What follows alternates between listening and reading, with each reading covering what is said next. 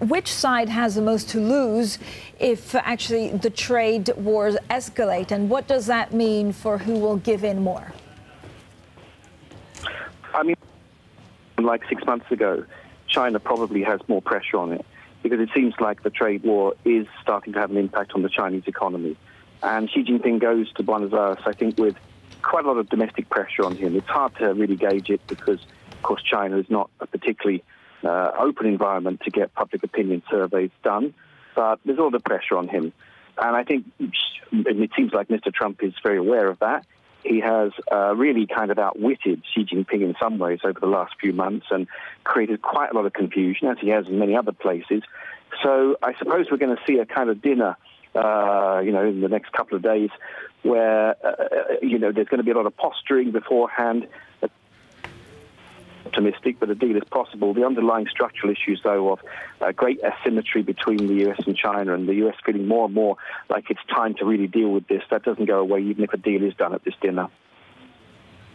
All right, but Professor, what if it goes wrong, right? We also understand that President Trump has on his desk in the Oval Office a document not dissimilar to this, which says that you should put actually some tariffs on car makers, everyone apart from Canada and Mexico. If this meeting with President Xi doesn't go well, are you expecting more aggressive action from the U.S.?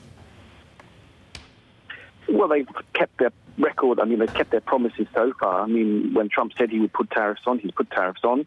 He said pretty clearly there's over $200 billion of exports to the U.S. from China that will now have tariffs if it doesn't work out.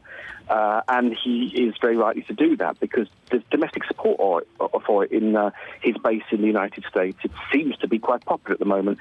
No one knows the ultimate outcome of this economically, and that's where this will be finally decided, not by these two people meeting, but whether there's going to be a big hit on the American economy. I mean, General Motors has started to say they're going to close plants. That has an impact on Trump's base. So then that changes everything. At the moment, though, America obviously feels emboldened and feels like it can go ahead and do this because the time is right for it, and it needs to really make a message to China that it wants a more equitable and reciprocal relationship. That's the core narrative, and it really depends on whether Xi Jinping can be able to deliver that. Kerry, you have an extraordinary experience in China, including your tenure in Inner Mongolia a million years ago. Can you explain to our audience the character of the political patience of the Beijing leadership? We toss out the word patient. The Chinese are patient. I don't know what I'm talking about.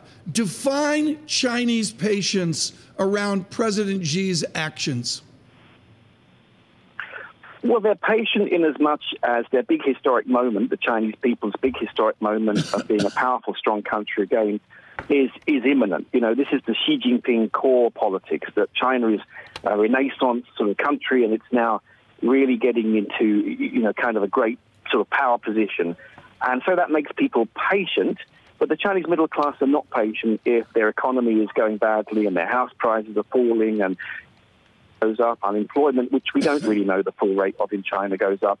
They're not patient. They're no more patient than middle classes anywhere else. They're probably less patient.